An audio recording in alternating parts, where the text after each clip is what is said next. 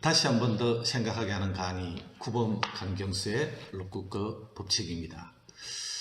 금강경에 보면은 이런 말이 있습니다. 색신과 법신이라는 말이 있거든요. 좀 어려워 보이는 단어인데, 색신은 육체적인 자신을 색신이라고 얘기하는 거죠. 죽으면 없어지는, 사라지는.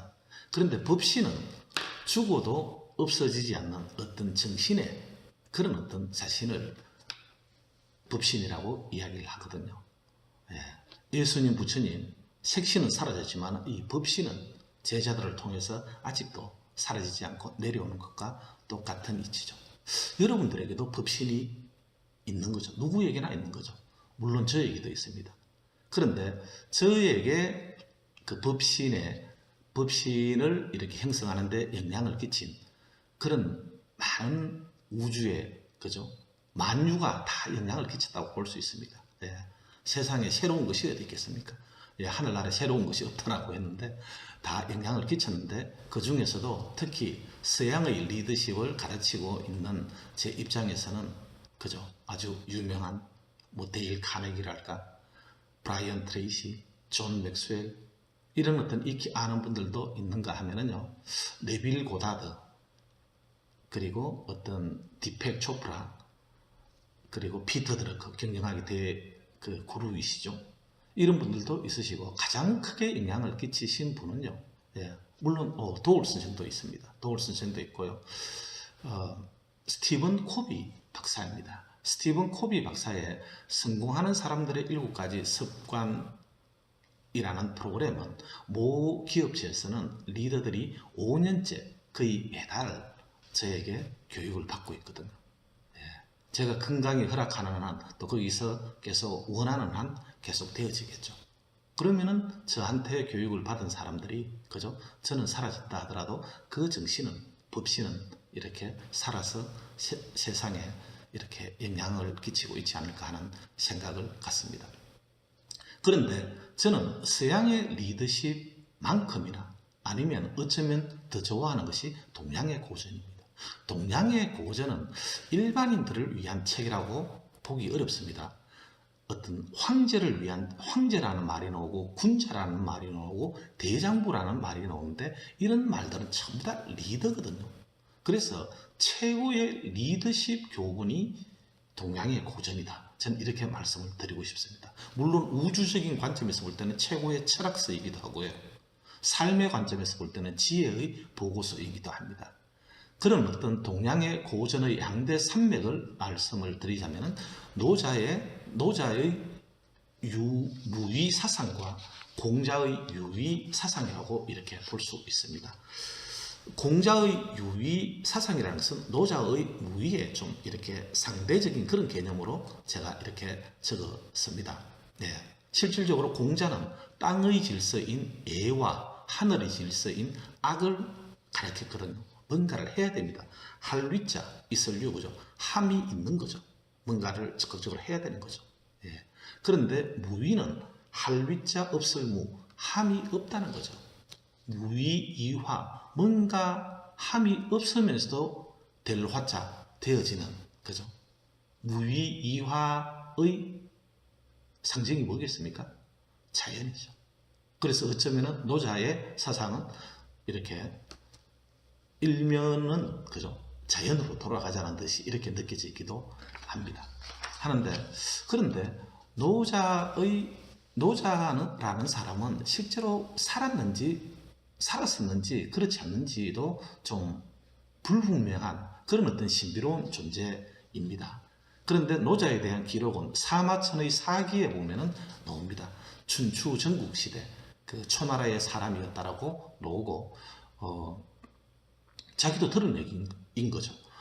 나오고, 그 다음에 어떤 공자가 노자를 찾아갔다는 얘기가 있습니다. 공자가 노자를 찾아가서 만나고 와서는 제자들한테 이렇게 얘기했다는 거예요.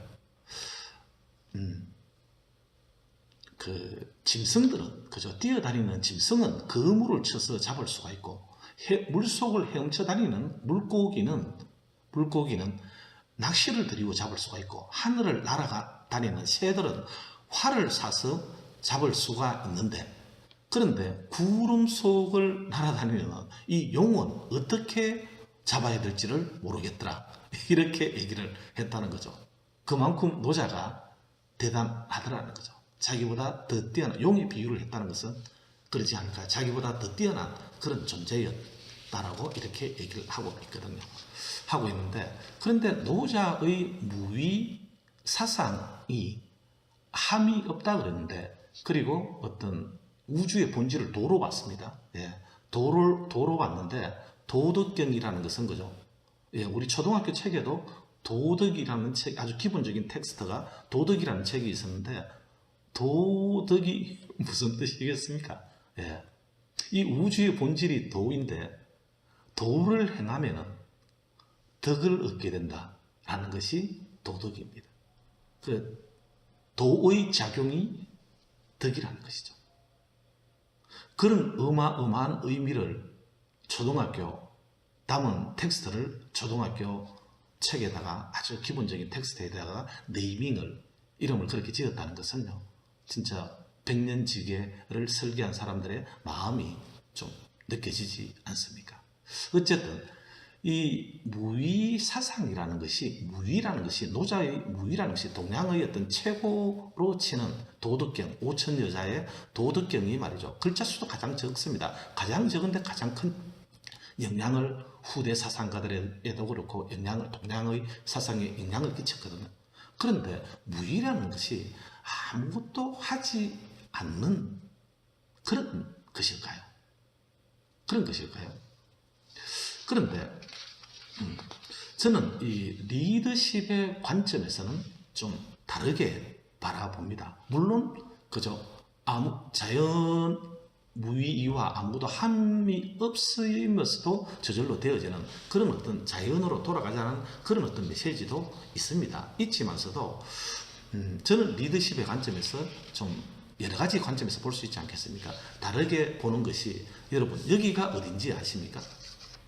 중국의 명나라, 청나라 시절에 황제가 살았던 그죠? 이 자금성입니다. 이 자금성에 보면은요, 황제가 근무를 했던, 그러니까 황제가 바뀌면은요, 이 어떤 서로 교대 그 어떤 취임식, 이임식을 하는 곳이 어디냐면은 태화전이라고 합니다. 자금성에. 그리고 어떤 왕의 근무처라고 볼 수 있습니다. 우리나라는 경복궁의 건정전과 같은 곳이거든요. 여기 안에 보면은요, 태화전에 보면은 여기 황제의 용상이 있습니다. 그죠? 황제의 용상이 있는데, 이 황제의 용상, 여기에 보면은요, 여기에 보면은 이 글자가 있는데, 이 글자가 뭡니까? 무위입니다. 무위. 이 중국을 다스리는, 통치하는 이 황제가 자기 머리 위에다가 무위라는 글자를 박아놨었다는 거죠.